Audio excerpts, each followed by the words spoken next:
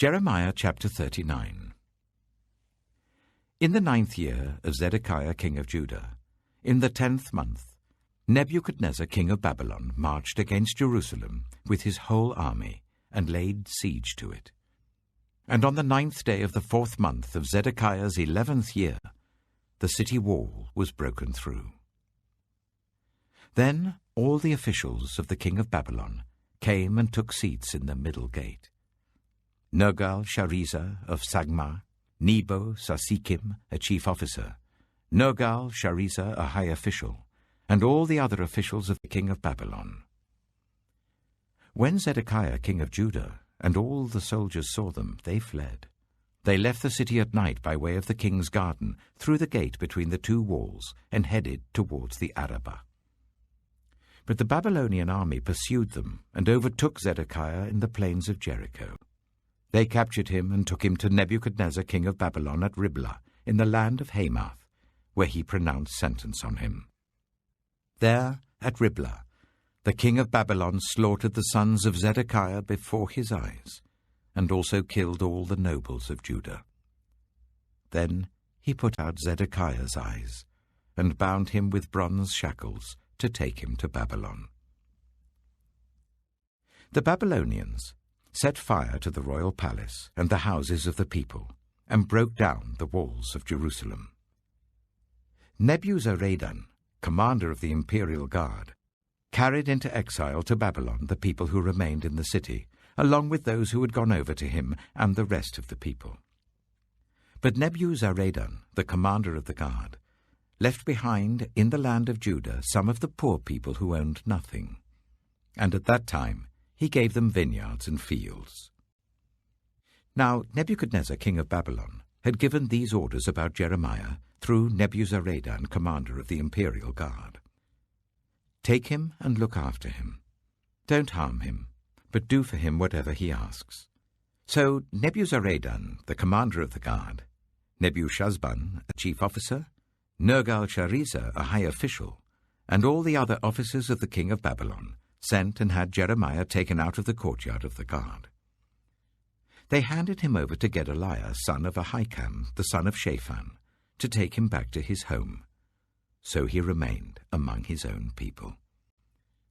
While Jeremiah had been confined in the courtyard of the guard, the word of the Lord came to him.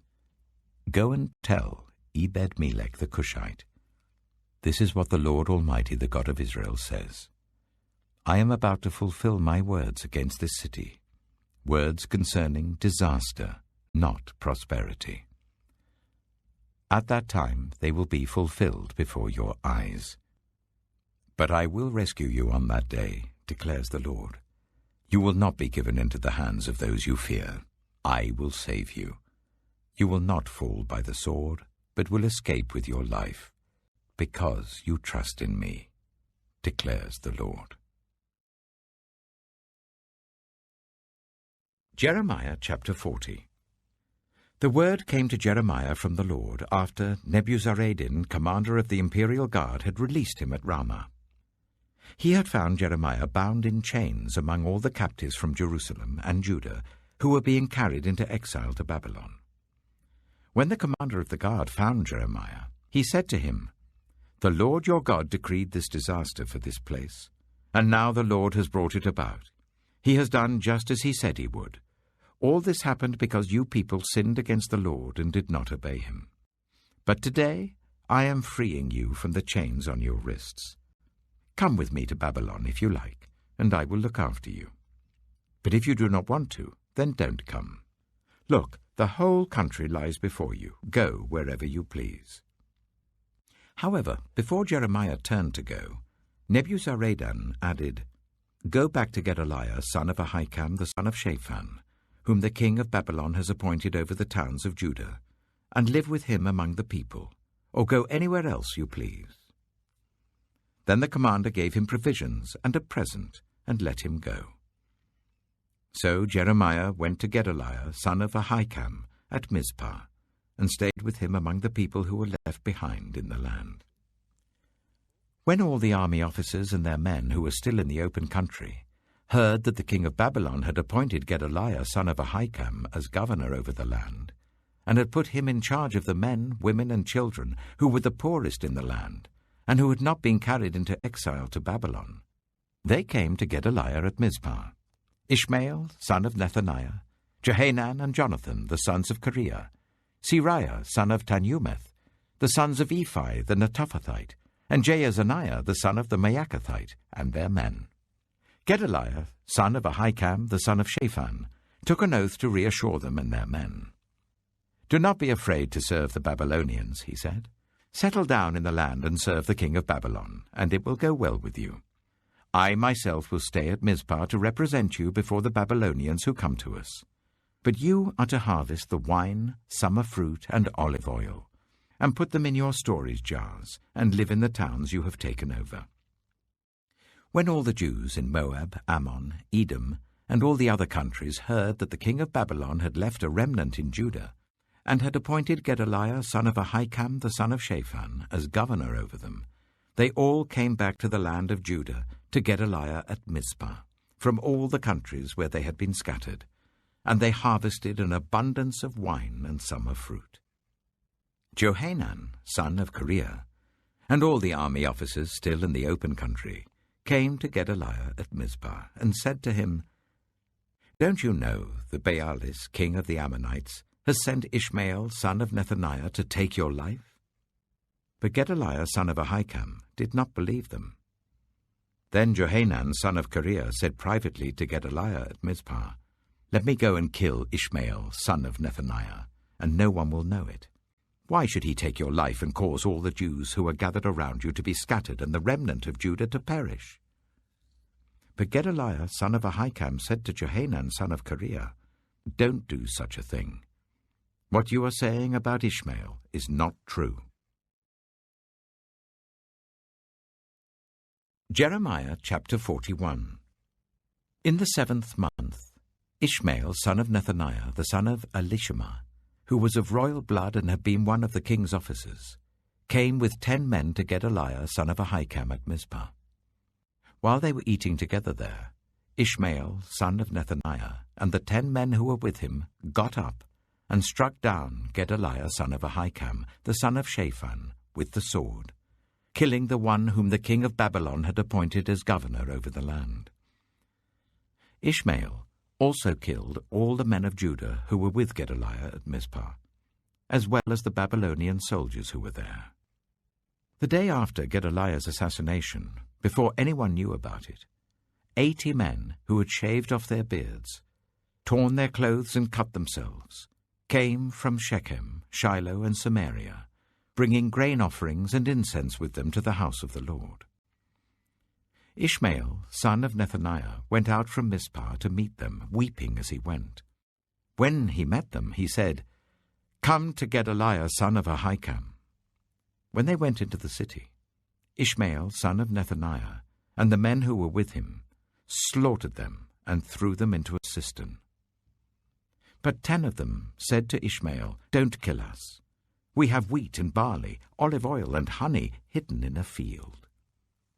So he let them alone and did not kill them with the others.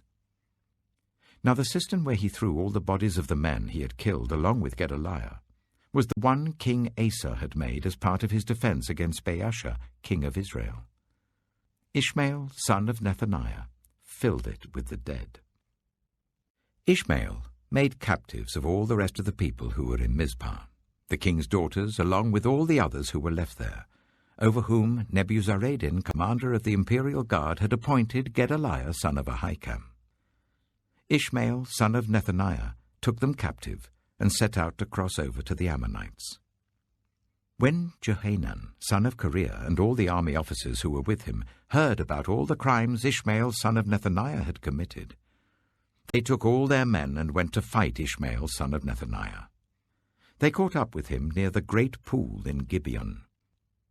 When all the people Ishmael had with him saw Johanan, son of Kareah, and the army officers who were with him, they were glad. All the people Ishmael had taken captive at Mizpah turned and went over to Johanan, son of Kareah. But Ishmael, son of Nethaniah, and 8 of his men escaped from Johanan and fled to the Ammonites.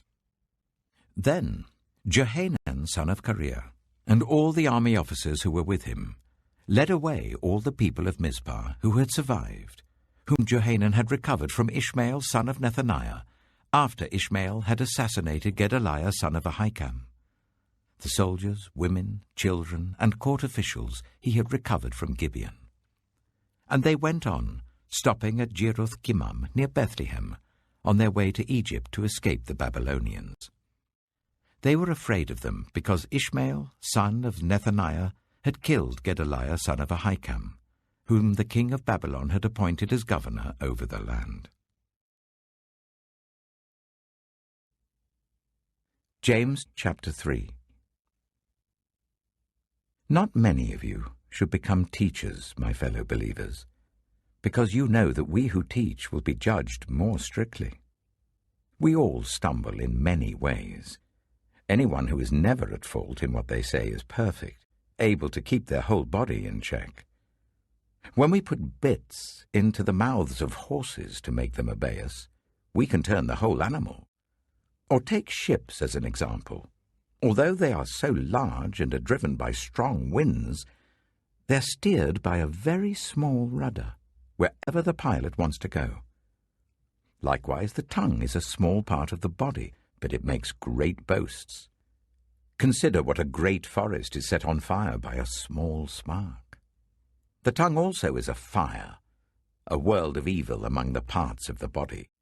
It corrupts the whole body, sets the whole course of one's life on fire, and is itself set on fire by hell. All kinds of animals, birds, reptiles, and sea creatures are being tamed and have been tamed by mankind, but no human being can tame the tongue. It is a restless evil, full of deadly poison. With the tongue we praise our Lord and Father, and with it we curse human beings, who have been made in God's likeness. Out of the same mouth come praise and cursing. My brothers and sisters, this should not be. Can both fresh water and salt water flow from the same spring? My brothers and sisters, can a fig tree bear olives or a grapevine bear figs? Neither can a salt spring produce fresh water. Who is wise and understanding among you? Let them show it by their good life, by deeds done in the humility that comes from wisdom. But if you harbor bitter envy and selfish ambition in your hearts, do not boast about it or deny the truth. Such wisdom does not come down from heaven, but is earthly, unspiritual, demonic. For where you have envy and selfish ambition, there you find disorder and every evil practice. But the wisdom that comes from heaven is first of all pure, then peace-loving, considerate, submissive, full of mercy and good fruit, impartial and sincere. Peacemakers who sow in peace reap a harvest of righteousness.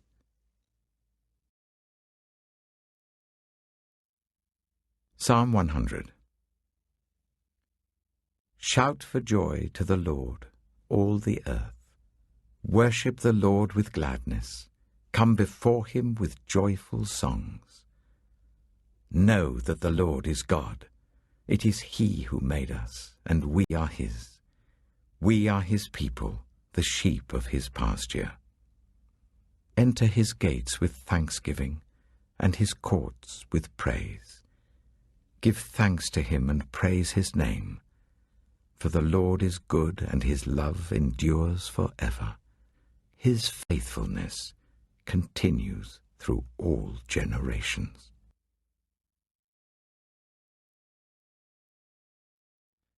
Proverbs chapter 18.